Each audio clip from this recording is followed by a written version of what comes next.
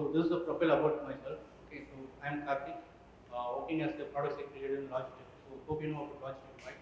So we are the leading manufacturer for the keyboard, mice, gaming accessories, and streamer speakers, accessories and software. So predominantly I'm taking care of like DevSecOps, offensive security, and then cloud security and cloud-native security. So I'm closely working with engineering managers and leaders to make sure the products are built up in a secure way. So these are my certifications as well right now. CIS, CH, and AWS security. Those are certifications I have. Expertise areas like pen testing, DevSecOps, and cloud security. Pen testing is nothing but it's kind of offensive way of security testing. I mean, we made this web apps, mobile apps, APIs, IoT devices, hardware devices, whatever it is. So we will do pen testing in for each and every tech stack. And also I'm leading the Chennai, Chennai chapter leader. So we are conducting the like this. We are conducting the regular meetups in Chennai. Okay. Even if you are from outside, also you can join through the Zoom or something like that. So maybe we probably set up the meetup next month. So you can join in there. You can find all these details in the WOW page itself. Okay. So this is my LinkedIn profile and contact. Okay, let's before just getting into the web application attacks, I just want to give some idea about what is web application, how the architecture will be there. Okay, this is how the typical modern application infrastructure works. Okay, getting YouTube, right? So first the user, then firewall, then proxy, then web server, then that will be the business layer, data layer. This is how the typical web application stack will work. So whatever the things you are seeing right now in the internet, right? That's what I'm just thinking about like. So this is how the typical modern web application will work. Okay. So previously the application will have three-tier architecture. That is users, web server, then database server. This is how the application architecture will be developed in the previous sections, right? We call that as monolithic kind of application. Nowadays, the monolithic application has been migrated to microservices-based application. So for each and every functionality, we'll have some separate microservices. So you can think about why microservices from monolithic to microservices. You can see data factory like Netflix, Amazon, because they are just dealing with millions and millions of transactions every day, right? So they want to scale up. So in order to scale up, they just migrate from monolithic to microservices-based application. Microservices in the sense, each and every functionality will run as individual application. Like for example, authentication will run as a separate entity, and then business logic will run as a separate entity. Like that, maybe like depending upon the application and the app size, the microservices range will be increased. For Amazon, it will be more. For Netflix, it will be more.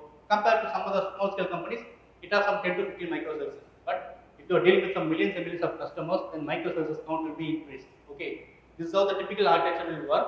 Firewall, the firewall will be the first layer you will try to interact whenever, even it is Flipkart or Amazon, whatever it is.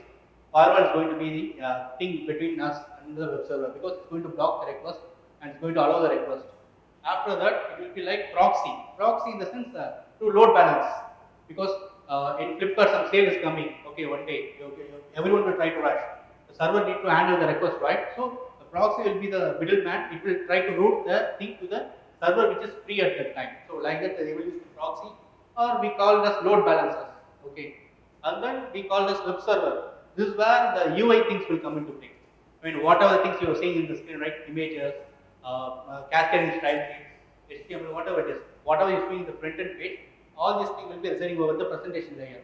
In business layer will be the core logic will be there, authentication and then product searching or payment related things. All these things will run in the business layer.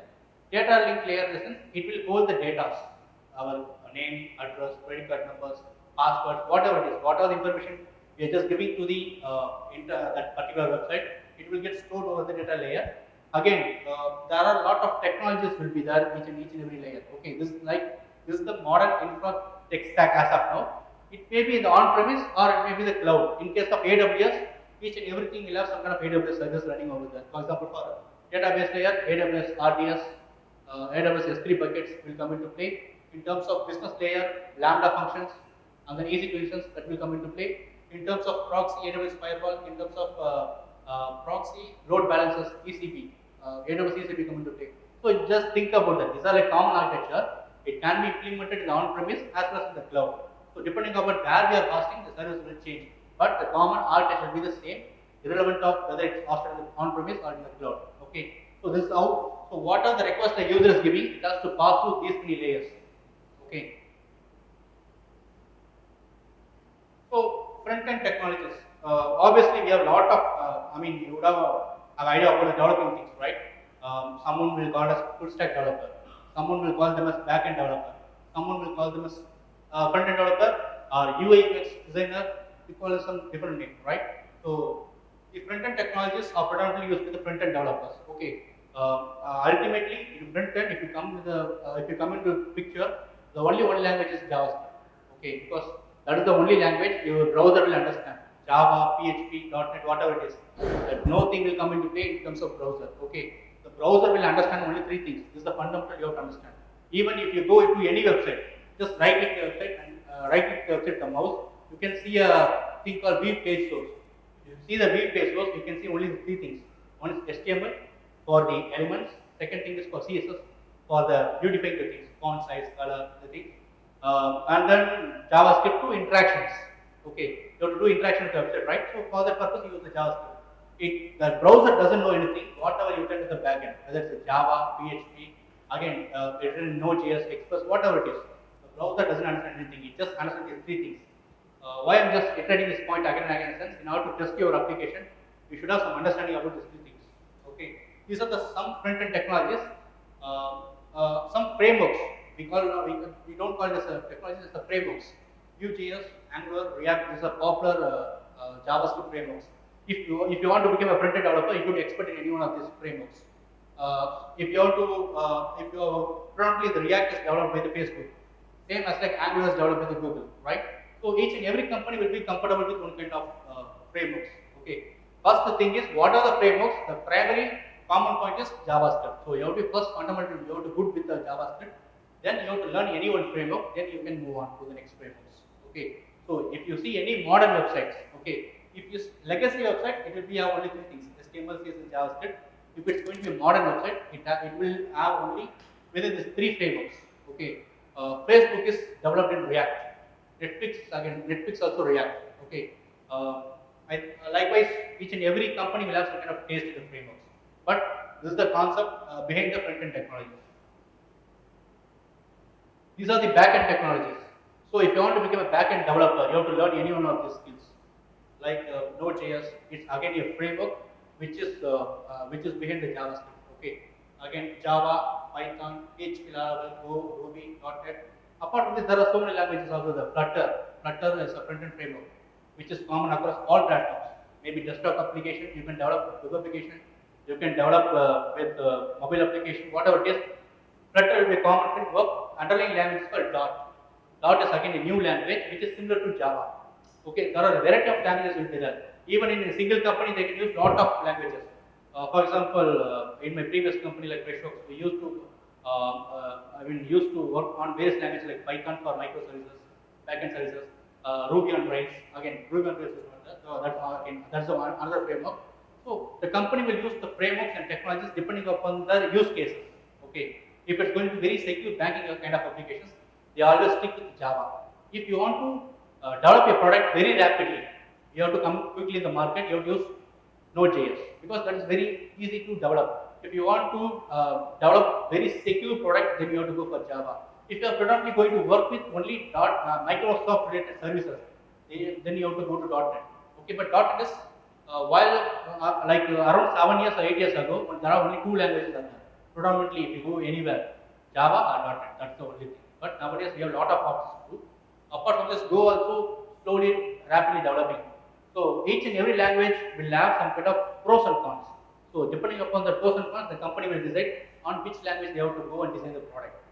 For example, Go will have some kind of processing speed is very high compared to it's really fast as compared to near to the C level language. So in my company Logitech, right, we don't use these kind of technologies.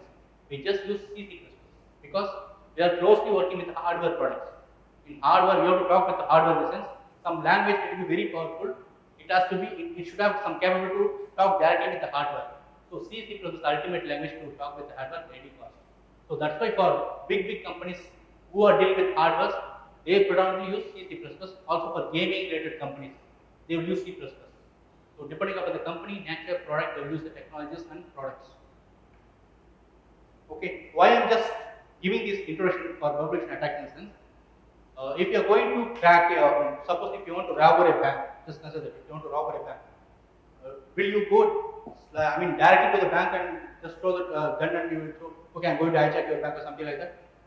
Otherwise, you will get caught, right? Same as like if you want to break any kind of application, first you should understand exactly what technology the web application has been developed. Because, as I told, each and every tech stack will have some kind of vulnerabilities. Okay, if you are developing an application in the React, some kind of attacks won't happen in the React. If you are developing the application in Java, some kind of attacks won't happen in the Java because each and every language will have some kind of weakness. So first thing is you have to understand exactly if you're going to test an web application or going to attack a web application. First you need to understand in what language, what is the front end, what is the back end, how exactly the application is working. So you need to know each and everything. So that's why this kind of fundamentals is very very necessary to attack and web applications. Not only web applications, mobile applications, whatever it is. You should first know the technology where it's exactly running. Again, sorry, I think the color is not clearly visible. So this is how the typical modern architecture will work. Okay. The first thing is use the browser. This is where our role exists. Okay, as a user. Okay. Then it goes for DNS. How many of them know about DNS? Actually, what purpose we are using DNS? What? Right. Right. Okay. Why we need that service actually? So, for example, if you type in www.google.com, you know what is happening at the background? Right. So, the thing what will happen at the backend is first, because as a human, you cannot able to remove all the IP address of the system, right? There are millions and millions of systems and websites are there. It is possible to remove all those IP addresses directly. That's why we need some kind of mechanism to resolve the name to easily be able to remove some name. It has to result to IP address. That's where the DNS server come into play. So how the process exactly works in the sense, when you type an address in the address bar, first we will go and check in your local folder. See Windows system 32 etc drivers. If you have Windows system, you just go and check over there. Okay, this is the folder. There the file name will be there, host. But host is the file name which will store. If you are going to store www.google.com and some IP address, the first irrelevant of whatever happened, your browser will go to the particular IP address. That's why whenever any virus or malware comes to your system, it will first attack the host file.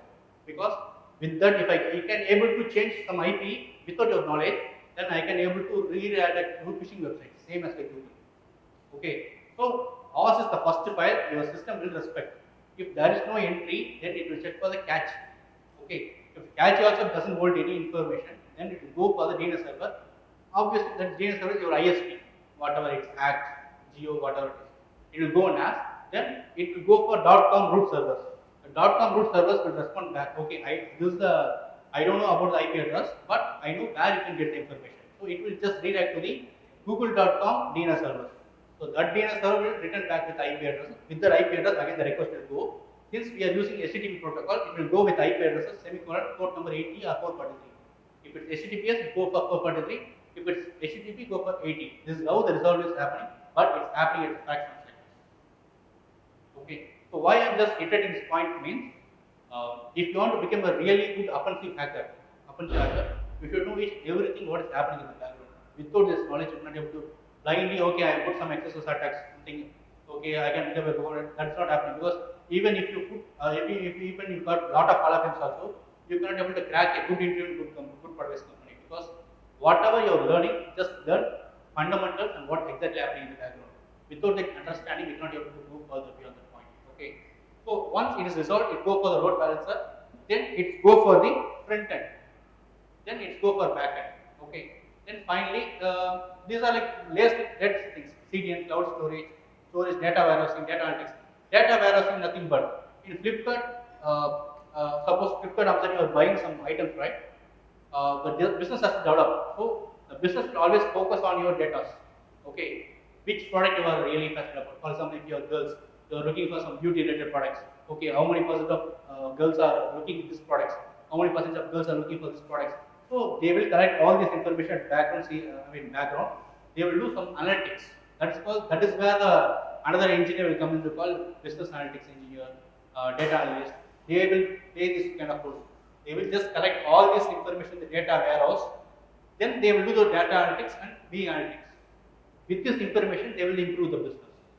Okay. So if you see in the Google also, right? If you searching something, Google for some product. If I'm searching bike in the product, suddenly I got bike ads around. Wherever I go, the bike ads will follow.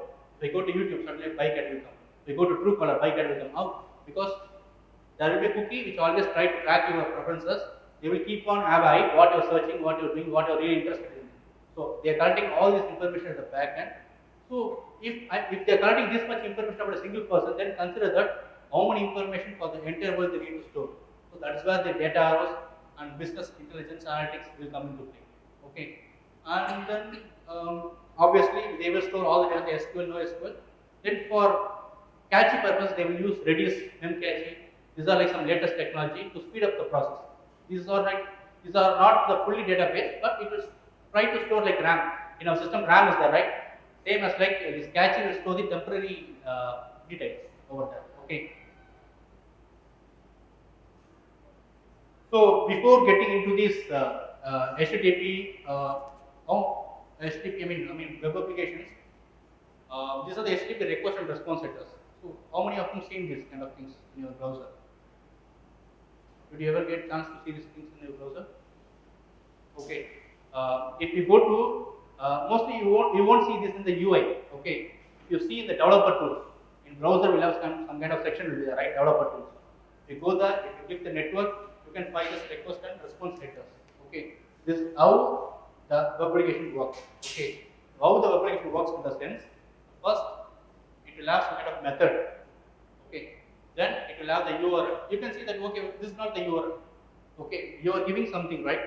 www.amazon.com/products/ maybe like a vacuum cleaner or something like that. The www.amazon.com is a domain /product/vacuum cleaner. This is the exact URL you want to visit.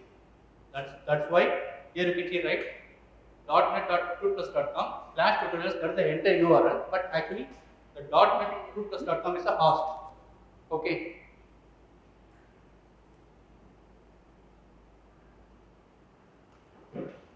So the first thing is method, then path, then protocol. Protocol is HTTP protocol.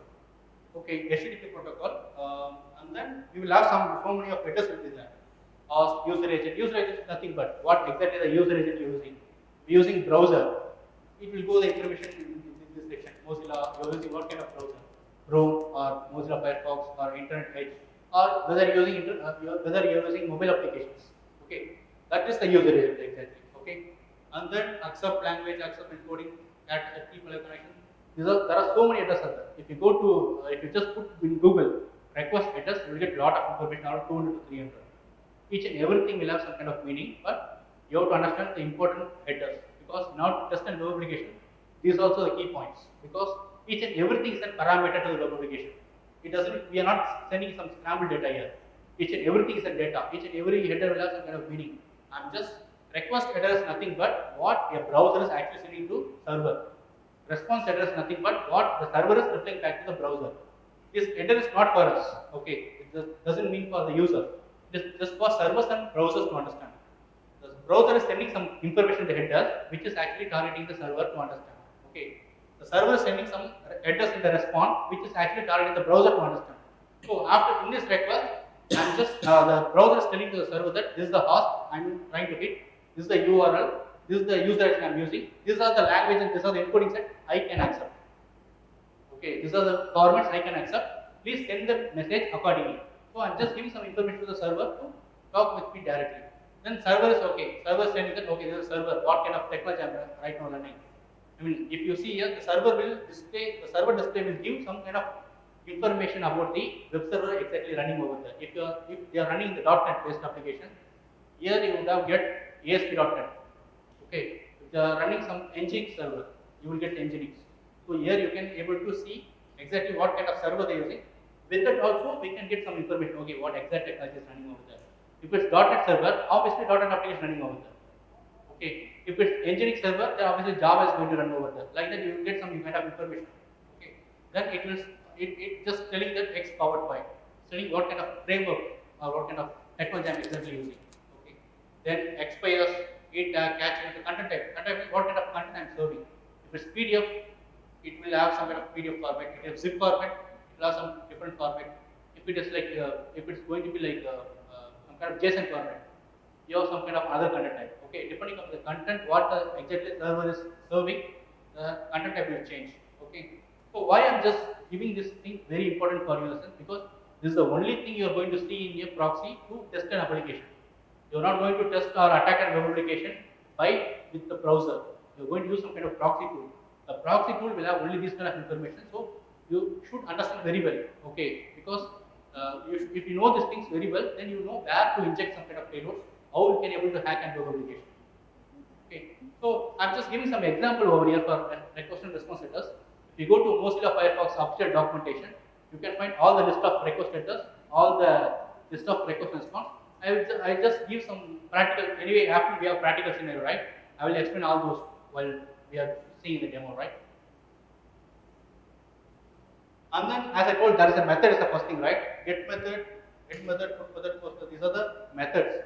HTTP is a protocol. What is a protocol? First of all, protocol in the sense some kind of strict things we need to follow.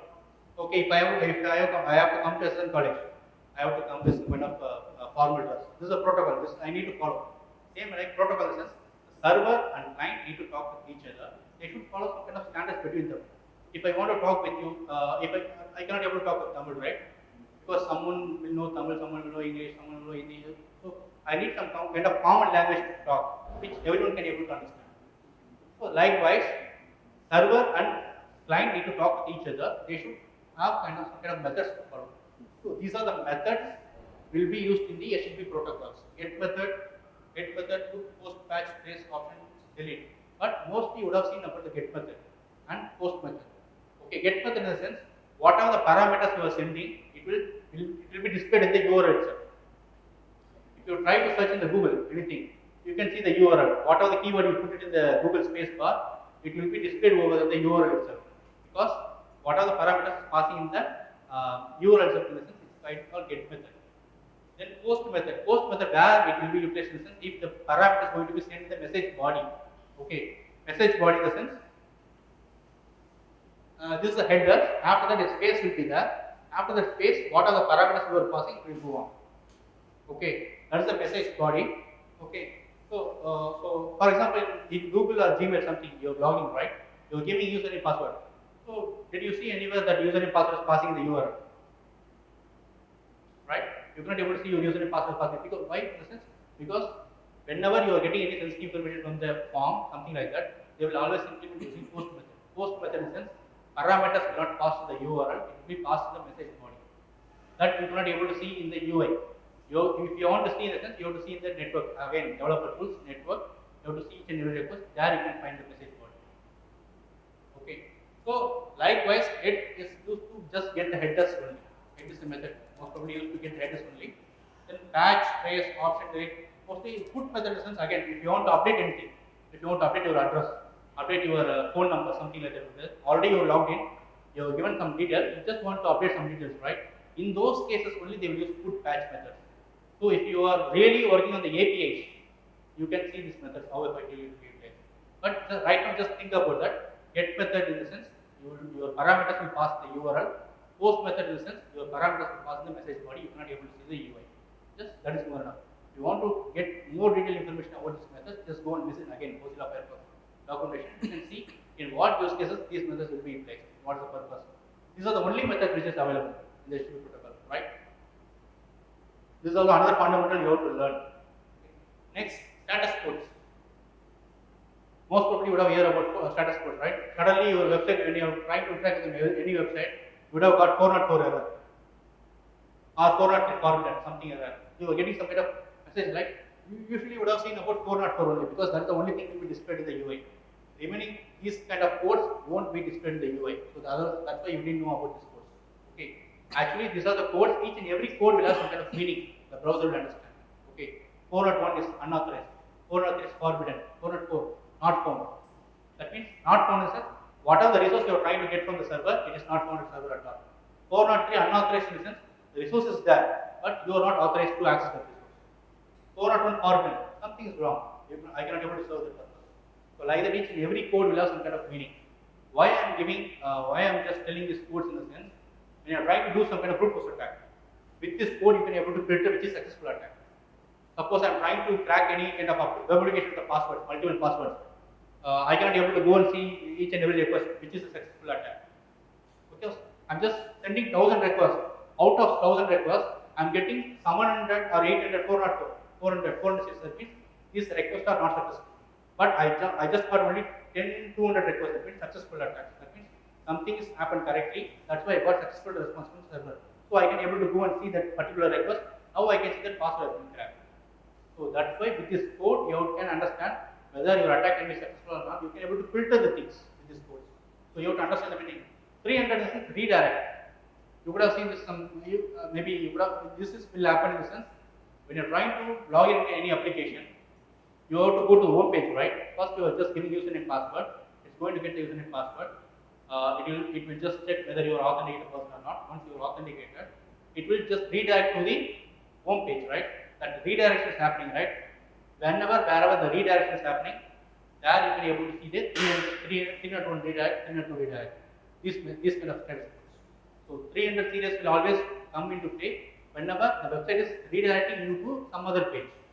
Okay. 400 will come into play whenever the server cannot be able to respond back with some kind of information. 500 series server error. You are giving correctly, but server cannot be able to process something happen at server side instance. You will get the 500 server error codes. Okay. Then 200 successful. You will get mostly 200 okay responsible because it's going to be a successful one responsible. Okay. So you have to understand these codes very well because methods, codes, request and response setters, those are the only things we are going to see in the app. Because if you have to understand only, you can able to see, you can able to easily test an application with this things. So basically, what we are going to set up after in the sense proxy, Babsul. How many of them know about Babsul? I think 20 minutes. So Babsul is nothing but it's a proxy tool. Okay. I mean, it's usually set up between our browser and server. Okay. Like you can see here, right? This is our browser. This is where we are going to use our application. This is where the website. Okay. The website is going to be hosted in our local system environment. We are going to configure that as a proxy for our browser. So whatever the request I'm going to send from my browser, it just go to the website. It will stay there. When I'm clicking forward, it will go to the server. Same as like whenever the response is coming from the server, when I'm clicking forward, it go to the browser. So we are just like we are standing in the middle between the website and browser. We are trying to understand the flow. We will see the flow. So once you understand the flow, what is happening. So if someone giving application to test, we cannot able to test just like that. First, we need to understand the application. We need to analyze what is exactly happening. Okay, whenever I'm clicking a login, what is happening at the back end. So first 1 or 2 days, you have to just use the application like a user to understand all the functionalities. Okay. Once you've done the reconnaissance or information gathering, then only you can think about okay, this is how it's happening, how we can able to attack. So first you are using a proxy to just gather information at the starting point. So the proxy is going to be sit between the browser and server. We can able to configure in the network settings of our browser so that each and every request will go to the web suite. So whatever the things I have learned, I have taught you the previous slides, right? That is the only thing you are going to see in this web suite. Okay, you're not going to see any fancy UI or something, nothing is going to be there. So in Bubsuit, you're going to see only the request and response setters, status codes, message body, what method we're using. This is what we are going to see. That's why I just taught all these things at the starting itself. Okay, so in order to use Bubsuit or in order to use Bubsuit for testing, you have to be thorough with the previous things.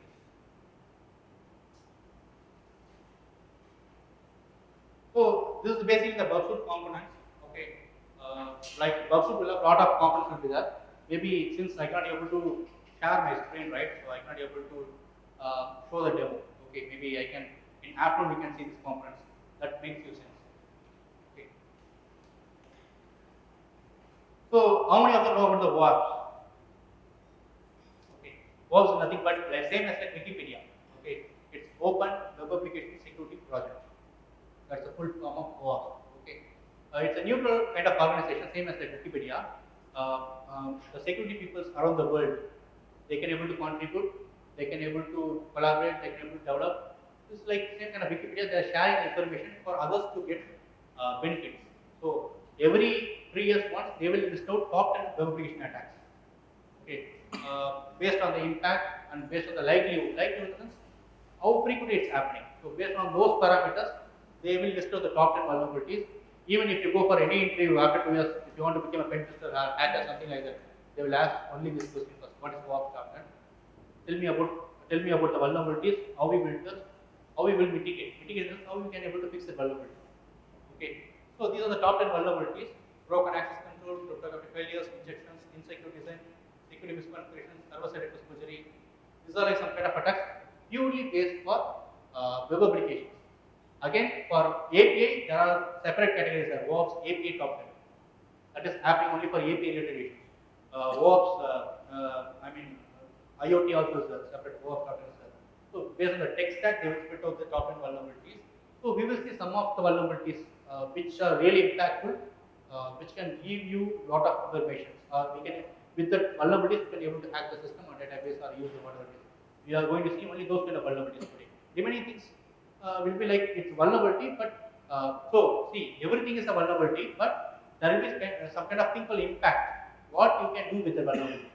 Something will be high, critical, medium, low. Low and medium is fine, but if it's critical or high, you can do something with that. If there is a vulnerability called process scripting in your website, then I can able to hack your account. If there is access in Facebook, then I can able to hack anyone's Facebook account. If there is a SQL injection vulnerability in Instagram, then I can able to get anyone reels directly fetch from the Instagram. If there is a rate limiting vulnerability, rate limiting vulnerability has been discovered in Instagram. So I can able to predict, I can able to crack anyone's password in Instagram. So maybe these are like these things may not be very impactful if I am telling the vulnerability name, but if I am comparing the vulnerability with some kind of chain names like Facebook, Instagram, then you can know the impact really well, because where the data is more, there the impact is more. Okay. So basically, we are going to see about first thing is process scripting. So do you have any idea about process scripting? One thing I have told, right? First basic thing I told.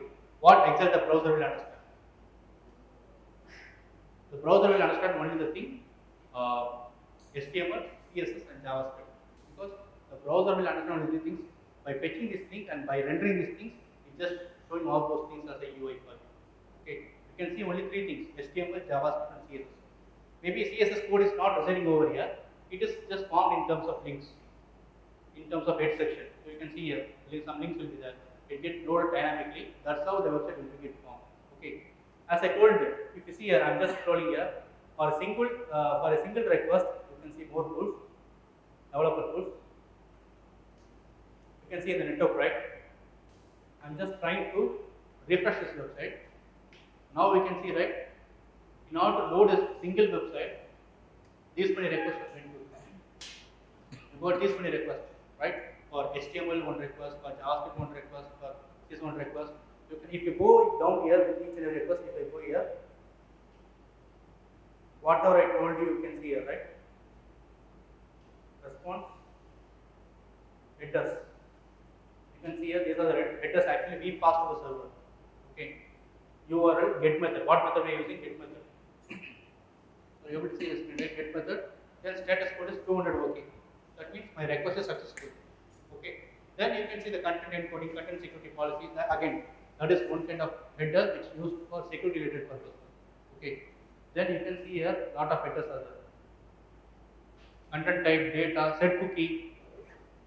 Set cookies are right. Content type, this access protection. Again, that's the one type of header used to deal with the security related purpose. Okay. This how a single request will have a lot of things. But in order to load an entire website, you are just given these many requests. Then response headers. If you see a response, this is the request headers, this is the response headers, this is the request headers. What type of accept, language accept, encoding. So this is how actually any website will get worked out. Okay, let's come to the point. What is process scripting? As I told you, process scripting is nothing but I told that browser will understand HTML, CSS, and JavaScript, right? So just think that okay, I am a hacker, you are a victim. Okay. Now I found that Flipkart is vulnerable to accesses, I can send a link like this.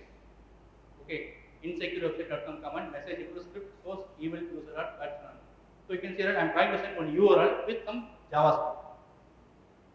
Okay, so access is nothing but, for example, in your Flipkart, you're searching for some product. Okay, I'm searching for mobile. I'm just going to give that mobile as a keyword in the search field. It will go to the server. It will search for the mobile. It will give back the results of mobiles, right? So you are given the keyword called mobile, right? That mobile will be reverted back in the response. So you can see here, right? I have given the keyword called mobile. Okay, I just sent to the server. I got the response for mobiles. Here you can see the keyword called mobile, right? Who given this keyword actually? We have given to the server. The server got the keyword and just put back in the response page. Okay, this is a scenario. Now just consider that instead of the mobile keyword, I'm going to give JavaScript. Okay, the server will accept the JavaScript. It return back in the response with the same JavaScript as it is. But while trying to render the page, the browser will try to read one by one, line by line. When it sees the script, what the browser will actually try to understand. Okay, they are wrote on some script. I am a browser. I can able to read the script. Okay, what is written over there? I will execute. This is called process. Exactly the sense. The server will accept the input. If the server at the back end, if the developer is not validating the input, if you are able to inject some JavaScript in the front end, if it just went to the server and just came back as it is without validating, if the browser can able to execute the JavaScript, that is called process script. Okay. Now you have to think that okay, where it will happen, anywhere it will happen. Wherever you have to think in an imaginary way like a hacker. That's why you have to understand the application first. You have to identify the parameters. What are the parameters actually it's getting from you? Name, search field, username, password, uh, address, phone number, credit card details. In all those things, you are giving the input. That means the input can be controlled by a user. So if you are going to give a script, it will reflect it back. If it's not validated properly, then the process will be executed. Okay. You can see that okay, this maybe you would have yet in a simple way. But what exactly actually happens is, if I am a hacker, I am good at JavaScript. I can write some keyloggers. So your browser will get through. Whatever you are typing, I can able to get over there. I can able to steal your cookies.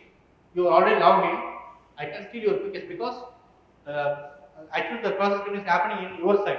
So it can able to read your cookies. Cookies in the sense, how many of your cookies are such things? Okay, first I will give think about that. Cookies in the sense, whatever you are seeing here, right?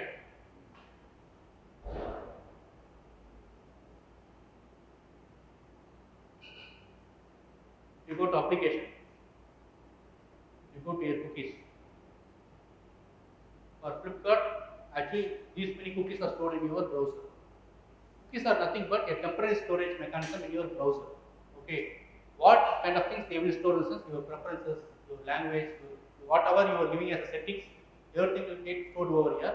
First of all, one thing you have to understand: HTTP is a status protocol. Status protocol in the sense, if you are going to give 100 requests, the server cannot able to think about it. Okay, this is a request from Karthik, this is a request from Mohan.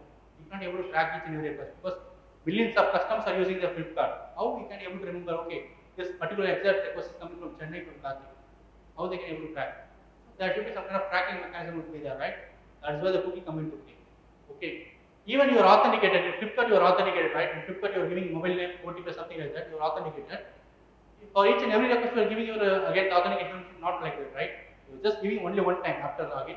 Until you are going to log out, the Flipkart you are just interacting with your account, right? How is the Flipkart able to help you? This is a request coming from your account because whenever you are giving username password, it will give back some kind of thing called session ID.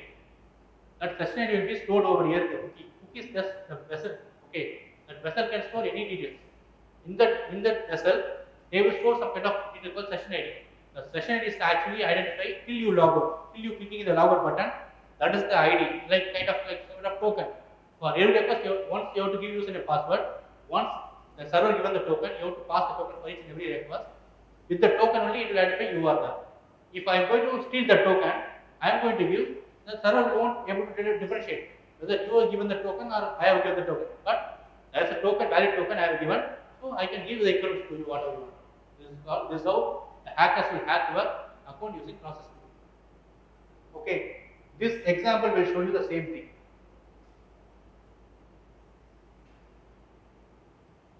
in this example, you can see here, right? He is the victim. He's just trying to log in. Now, first thing what we have to do is we have to find some accesses in that particular application. If we want to hack some Facebook account, I need to find one access at least the Facebook. If I want to hack Flipkart, I need to find some access vulnerability in the Flipkart account. Okay. If I'm going to find that thing, then I can able to craft a link like this. I can send over the chat, but the only condition is the user should be logged in. Because once you logged out, I cannot able to take the session ID, right? So user should be logged in. I can send a malformed JavaScript. The JavaScript will try to take the session ID. It will send back to me. Then I will put in my browser. I will log in as you. Now I can go and change the password. Your account will be compromised. This is how the process scripting will happen. So if you want to know more about process scripting, you can use this website. There are a lot of varieties of process scripting there. So this is the only website you have to root logic. So XSS, I just given only one example. There are a lot of varieties of XSS. Blind XSS is there, reflect XSS is there, stored XSS is there, DOM-based XSS is there. So even knowing only the single vulnerability, you can earn a lot. You can find so many websites vulnerable to these things. So if you go to this website root XSS, this website is only fully for XSS vulnerability. So in this website they would have demonstrated what kind of XSS, how we need to. So they also have some kind of playground. You can able to test here. Okay, just over here. Also they will let you know what are things you can do with XSS. Okay, there are a lot of blogs and articles are there. You can just go over here and you can find this. Still, if you want to know the practical case, okay, if you want to know the practical scenarios, what is happening exactly, go to HackerOne, XSS report. So how many of them know about HackerOne, Bugcrowd, Integrity? Okay, these are like some kind of platforms which are created for hackers or anyone. You can today also you can able to go and create an email account. They will have some list of products. I mean, even we are also at HackerOne, Logitech also at HackerOne. If you are finding any XSS or any kind of bug in our product, we will pay out some kind of money to you. Depending upon the severity, we will pay them. They call themselves as bug bounty hunters. Bug bounty hunters, because a lot of college people, students, even working professionals are doing bug bounty. Bug bounty is nothing but these are the platforms in there. There are so many platforms like that: HackerOne, Bugcrowd, Integrity. These are some kind of platforms. Each and every company would have some security engineers in the company itself, but still they want to some third idea. Whether you would have missed something, right?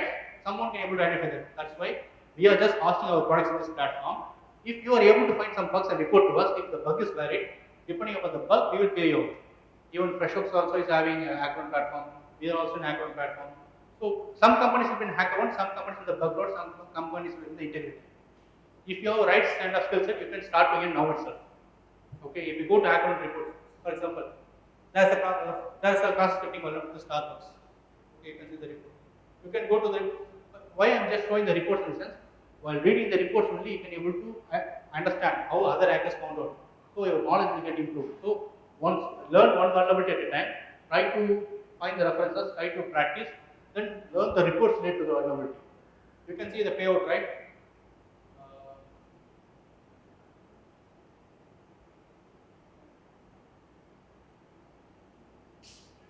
The payout here he actually shown how he actually done the cross scripting in Starbucks.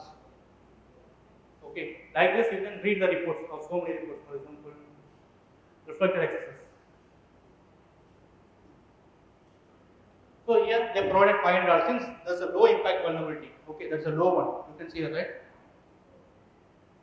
This is a low issue, but still they offered $500 bounty, minimum 35,000. So we are also offering around for low bug we are ordering we are just giving $500. If it's going to be critical, $3,000. It's around 2 to 3 lakhs per bug. Okay, if you are good at learning only process scripting or something like that, if you are able to find some bugs in some company, depending on the impact they will pay you. So you can use this platform to earn as well as learn. Likewise, there are a lot of reports are there. You can learn because every hacker would have found in different way. So you can while reading the report you can get some idea about that. So do you have any doubts on process scripting? What is process scripting? Okay. Again, process scripting is a very detailed topic. Okay. Just think that you're giving some input, it just reflected back in the response. If you are able to inject some JavaScript over that, if the browser can able to execute the JavaScript, that is called TypeScript. Now you have to find the identify all the inputs, you have to inject everywhere, try your luck or try to understand and do the things. Either way you can do. Bug bounty hunters mostly what they will do is they will use the bug suit, try to automate. They will inject everywhere. Okay, they will do the proposing attack. Somewhere they just get the alert, suddenly they will put in the hacker button. So this how also you can be able to get the bounty. But you should have some kind of proper methodology to test the thing, otherwise you won't get success always. So next important thing is SQL injection. Okay, as I told, all your data will be stored where? Database, right? If I can able to hack the database, what would have happened? Okay, if I can able to hack your Instagram database, what would happen? I can able to get all your reels, all your passwords, all your personal information. Okay, if I'm going to hack your Facebook, what would happen? I can able to see all your friends list, contacts, list information. That's called data breach. Okay, this SQL injection attack mainly happen at server side. This is a server side attack actually. Okay, process scripting is client side attack. SQL injection server side attack. Here we are not focusing on users. We are just focusing on the database. Okay, whenever you're giving username password like this, okay, just consider, maybe we can see the demo. Okay, just consider that same username password, because in every web application you're not going to do anything super magic and all. You are going to give same input as like a normal user, but you have to understand what is happening in the background. Based on that, you are crafting your input. That's it you are doing. You are not doing in web application testing. You are not doing any magic tricks and all. You are just understanding the application. Depending upon the functionality, you are just changing your input. That's it. If I know this input is going to send to a server, going to reflect back in that particular area, I can check for classification. If I know this particular input is going to go to the server, it's going to access the database, then in that particular input, if I can able to non-form, I can able to get the expectation. So actually, where your input is going to work out, if you know the logic, you can able to craft your input based on the attack will happen. That's it. Other than this, in web application testing, you're not going to do nothing. You're just going to use the application as like a normal user. Normal user will give name, password, username, address, phone number. You just go and use the application, go on. But as a tester or a hacker, what you do? You will check each and every field. Okay, this field is going to interact with this particular component. What I can do? How the thing may change? Okay, if there is a user ID is going, like if I change to some other number, whether I can able to see some other user details or not. That's called IDOR. Okay, if I'm going to upload a file, instead of normal file, I can able to upload some virus or backdoor. If the server accepts, then I can able to hack the server. So this is how the things work on. Okay, same as like SQL is nothing but same username password you are going to give. Okay, instead of the username password is going to travel to the application. The application will construct a SQL query like this. Select username, password from the things whatever you are given. It's going to sit over there in the query. That's how actually the query will run in the backend. Now, if I know this is the exact query is going to run in the background, because I know some logic. Okay, if I can able to give an input which I can able to bypass this query, then I can able to without username password I can able to log into the application.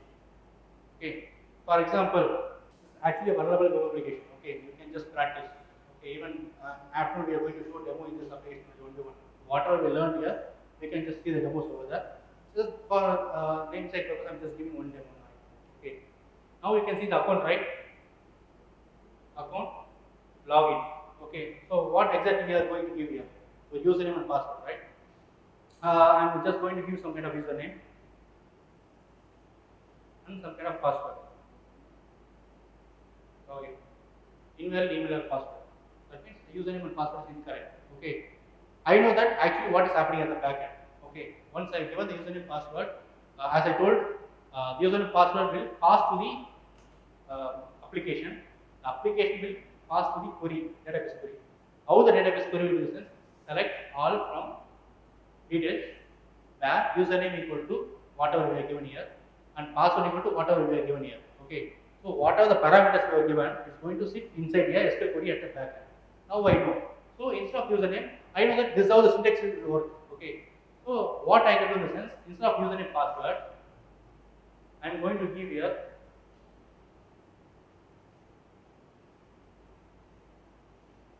single quotation hyphen yes. I can give any password. Why I am giving single quotation in the sense, the back end how the query will, what are the parameters we are passing is going to sit inside a single quotation in the SQL query. If I'm going to give one more single quotation, this single quotation and this single quotation will get paired. Uh, you would have surprised why I have done hyphen hyphen. Hyphen hyphen in the sense application won't understand. But as per the database SQL language, hyphen hyphen means summons. So it will omit the remaining queries. That means then the query will become select all from details, the username equal to single quotation, hyphen. That's it. This is the only query it will execute backend. That means I don't give any username, but the application will take the first username as the authentication. It will go on. Obviously, any application first username will be admin, right? So I can able to log in as admin. Change the things. You can show in my house. So just consider the thing, right? Okay, this is how they operate. Okay, but it won't happen in most websites. Okay, if you want to find more thing about SQL injection, the real website, you can see a SQL injection docs.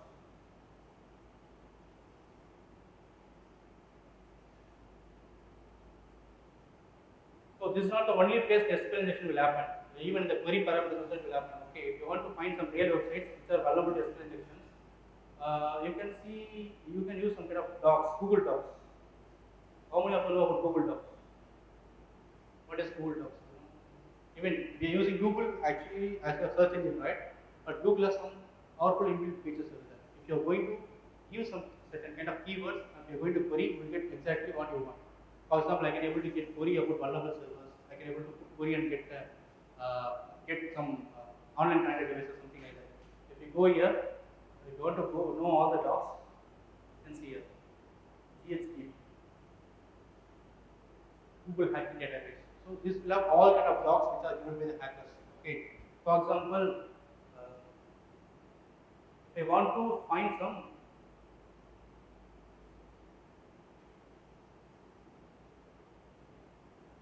I can show in my lab.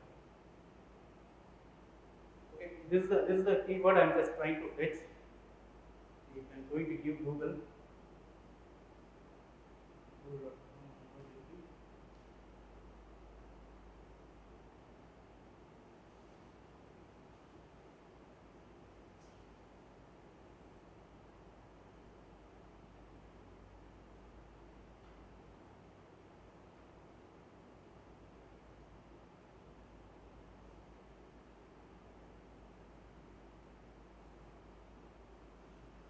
So you can see a lot of websites, right? Okay, we are going to click any website.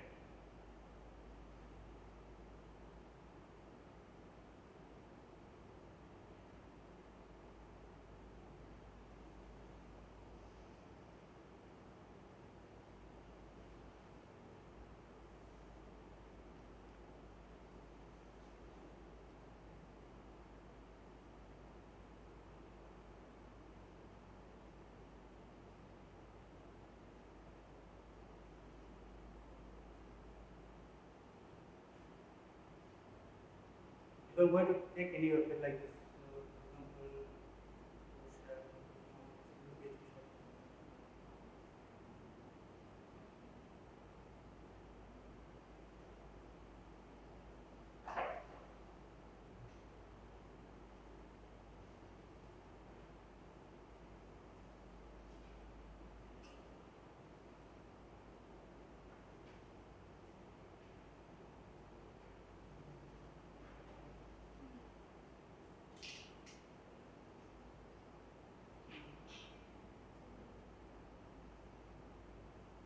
I think after this, I don't have anything. I can show in demo, right? After, right? But if you want to learn more about SQL injection types, because even SQL injection also we have lot of types are there, like line SQL injection, second order SQL injection, a lot of things are there. If you want to learn more about those things, you can go to this website, Security Idiot.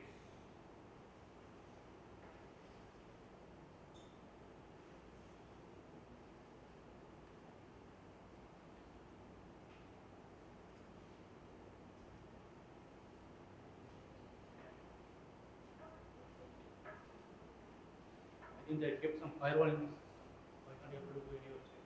But just note it down. You can I can show those, all those things in our session. Okay.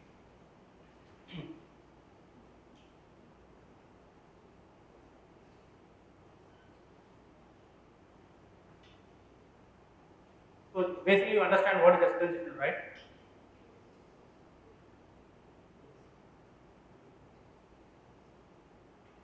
So another thing, another most classic vulnerability is the CSR, cross-site request forgery. Okay, cross-site request forgery in the sense without your knowledge, I can able to make a request on behalf of you. For example, if you are, for example, if there will be a lot of functionality in the application, right? Changing your password, changing your email address, okay, changing your phone number, something will be there, right? Just consider a scenario that, okay, if I can able to change your phone number without your knowledge by giving my phone number, then I can able to hack your account, right? Because with the phone number I can able to click forget password, I can able to get OTP. With that mechanism I can able to hack your account. But I need to change your phone number without your knowledge. That is where the CSR will come into play. CSR is about cross-site request forgery. Okay, cross-site request forgery in the sense basically this attack, in this attack what I'm trying to do in the sense I need to know about the application. Okay, in the Flipkart, this is the page where I can able to change your phone number, something is there. I should also be a user of the Flipkart. I should know the request and response, what is actually working on. I need to craft a request. I need to host some of the malicious website. For example, I just need to understand whom you are very, what exactly you are interested in. For example, I am a fan of Ajit. Okay, I can create some kind of pages on Ajit. I can able to craft malicious payload inside the website.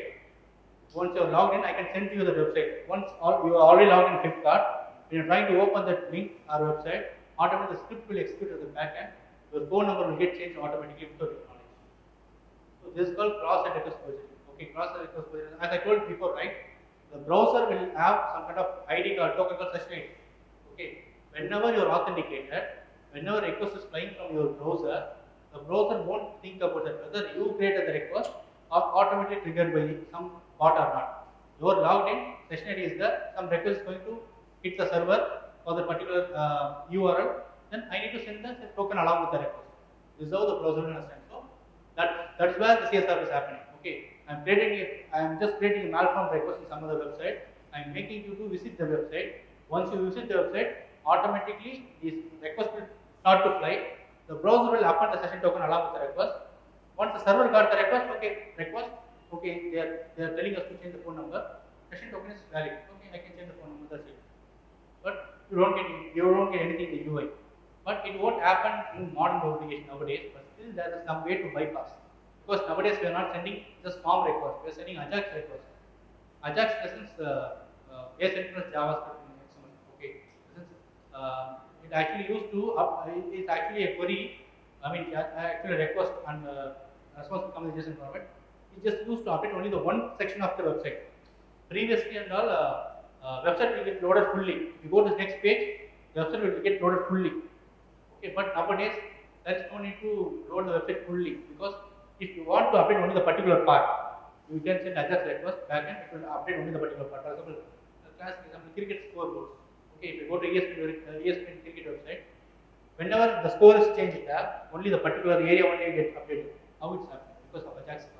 The entire if I want to load the entire website, then no one can able to get the score on right time. So that is called Ajax request. In those kind of if the request is going in that way, then the CSR attack is very less. I mean, you are not able to perform the CSR attack, but still, it's a classical thing you can able to do. Maybe you can see some use cases here. What kind of CSR attacks can happen? You go to hacker one. CSR.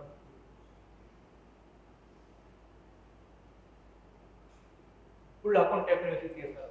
So this is also possible. Using CSR, I can able to take or hack your account. So here he mentioned clearly what are the steps he actually created. He just drafted a request here. He just drafted a page here. He just pasted the script in some other page. Once you visit the page, automatically you will get executed and going to bump up. You can see here, right? He just created an HTML page. Account takeover. Then he added some JavaScript over there. He's just trying to visit some URL with some user, auth user session ID video location. Just trying to. This is the CSR of proof. Okay. So he just create a POC, he make you to visit, once it's done, it's over. He can take over the account. Likewise, you can see some add item to victim cards automatically. So this is the attack. Depending upon the application functionality, you can do a number of things. If it's a Flipkart, I can able to change your phone number, I can able to change your payment address, something like that. With that, I can able to get benefit. If it's HDFC Bank or IFC Bank, without your knowledge, I want to transfer money from your account. So depending upon the application, the attack or severity will increase. If it's going to be normal SSM college application, something like that. If I'm going to say nothing, I'm going to get anything, right? So it depends upon the application, the impact will be more. If it's a banking application, if CS office does, then I can do a number of things. I can make me as a beneficiary account. I can able to transfer the amount from your account without knowledge. So depending upon the application and its functionality, the attack will change. So that's why I'm just showing some kind of reports. So the hackers reported to so many websites. Depending on the impact only, they are giving the amount. Here you can see the $2 they are given for this. Because the severity is medium. Again, depending upon the product, the bug bounty amount will change. If you're finding single bug, if you're going to find single bug in Instagram or Facebook, their amount will be more different, like $30,000, $50,000, even $1 million they will have if the impact is very high. So even if the product is very small company, they can offer like this, depending upon the impact. Okay, so you have to choose your product. It's not like that no one can able to find anybody in the product.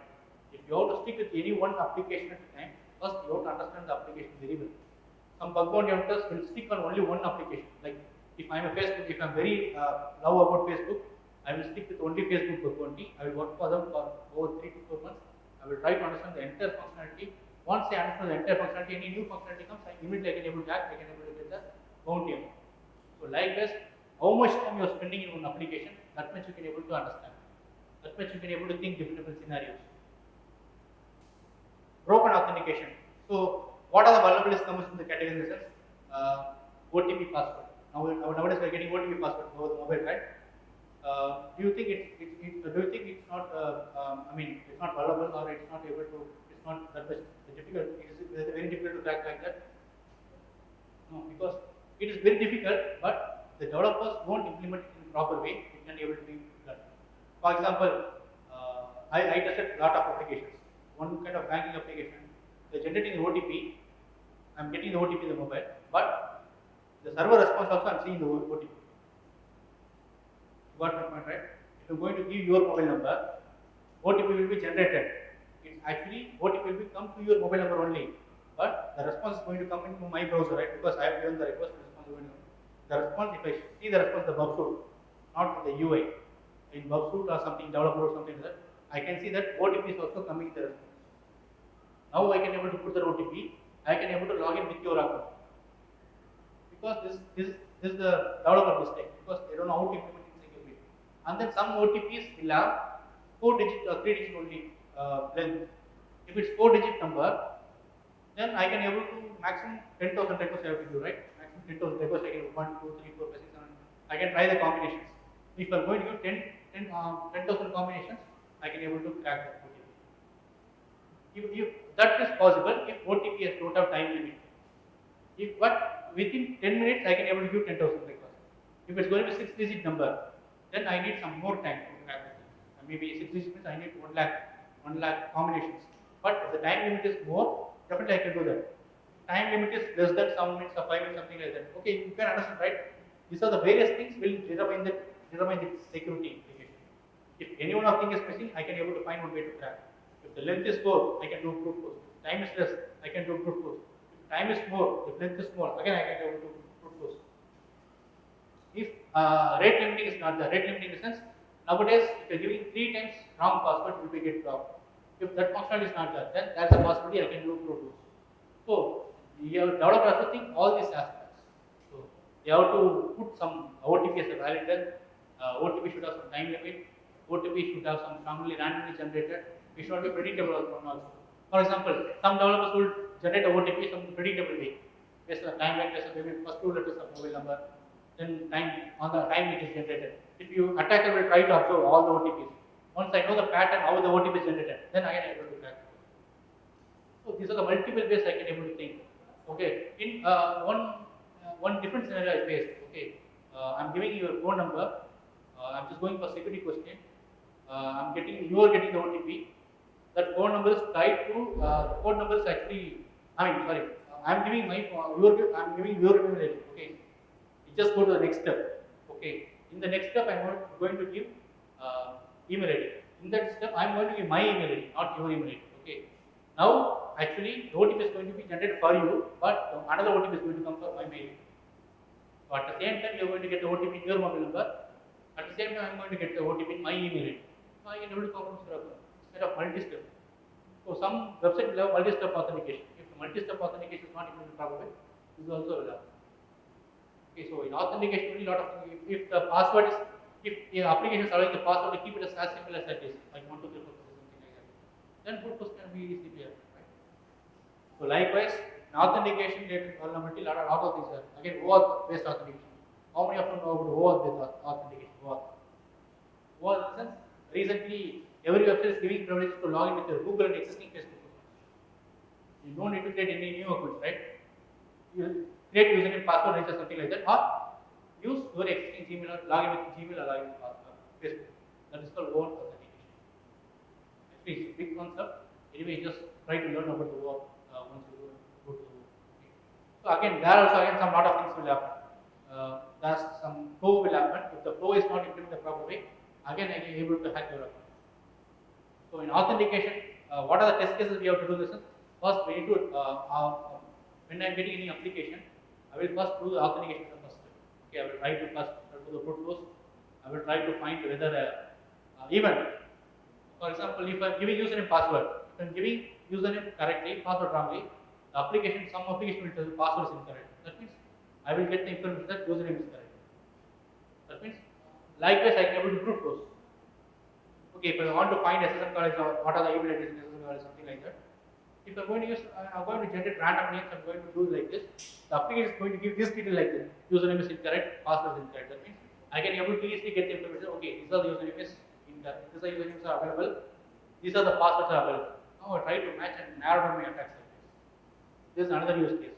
This is how I can able to test the application. Then OTP, and then passwords, and then rate limiting. Rate limiting is sense how many times, how many seconds, how many requests I can able to give a request to server. If the rate limiting is not implemented properly, recently in Instagram, due to rate limiting issue only, Instagram account got banned. I think they awarded bounty around $30,000 for them. But the problem is they are blocking the rate limiting, but they have some different time period. What we have done in the sense, we use cloud services, EC2 instance. We just rotating the cloud service for every 20 seconds, something like that. So some system will give only 100 requests, immediately another system will cost up, it will give 100 requests. So IP address will be different. Now they cannot able to block with IP address. So I can give 10,000 requests with different IP addresses and different combinations. Again, I am able to hack that. So I can think in a number of ways. You can see, right? So this is how we have to test an application. All these things will come under broken authentication. Then information disclosure in the sense, this is not actually critical bug, but again, it may lead some sensitive information. As I told, websites will give some error codes, right? 404, 403, 401. Sometimes the website will expose error messages just like that. We call it as debugging traces. Like some scrap code will come into play. Actually, that should happen at the development environment. It should happen at the production environment. Sometimes the application crashes. It throws some error message in the UI. That error message will contain some sensitive information like SQL queries, database passwords, exactly what tech stack is running in the background. By getting all this information, I can able to narrow down my attack surface. That is called information disclosure. Again, this won't happen just like that. We have to first the application. First the application is you have to send some junk data to make the application out. You have to test the application how it behaves. Okay. With that, you are able to get some information. Again, this is not the critical one. Depending on the information what it exactly exposes to the UI, it will be depends. File upload, as I told, right? In file upload, there are a lot of applications allowing the file upload. You are uploading your images, right? Facebook, profile photos, Instagram, Reels. So everywhere you are uploading some files, right? File uploading should accept, actually, developer should written in a way that he should accept only the file you want. For example, if they want to upload a profile photo, I should accept only the JPG, PNG kind of file format. Is it right to accept the zip format? Is it right to accept the PDF format? But some applications will, some developers will forget to do this validation. If the value is not done properly, then I can able to upload virus, malware, reverse shell, something like that.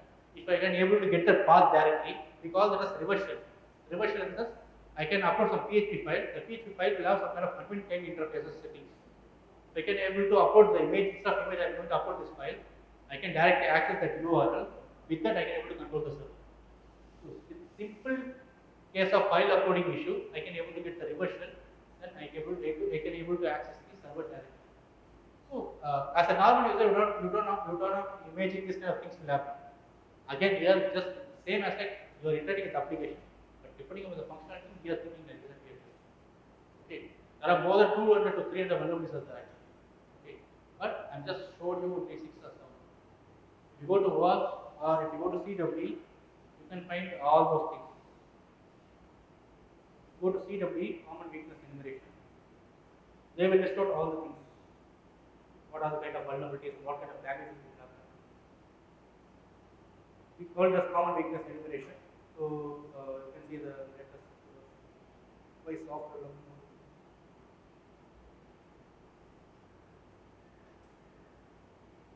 So you can say these are some kind of vulnerabilities are errors happening at the coding level. Cryptographic errors. Cryptographic errors, as I told you, random if the developer don't have able to generate the number randomly, like tokens. Random is anywhere. Session tokens, encryption keys, password, whatever it is. If there is a failure, so that will be stored in the cryptography related. Authentication errors, authorization errors, bad coding behavior. So these have all those things categorized in a different way. So it will be useful for the developers who want to learn about security related concepts. And if you go to WASP, right, or you can go to portfolio, you can get detailed information over there.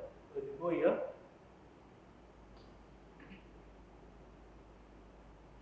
go to academy.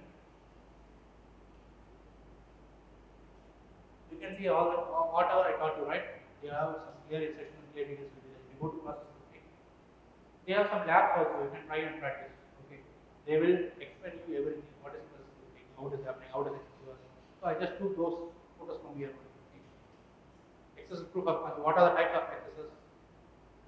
What is repetitive process scripting? Again, stored process scripting. So impact, what is the impact exactly? So you can get all those steps and what need to done be mitigated. So what are how to prevent access?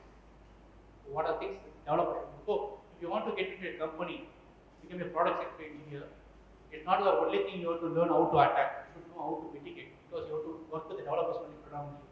You have to tell the developers to fix the issue. It's not the only job that you have to find the issue. You have to actually talk to the developer to fix the issue. So mitigation is very important. You have to understand the vulnerability. That's why there are so many bug bounty hunters are not getting the job in the industry because they're just getting eliminated the first or second round itself.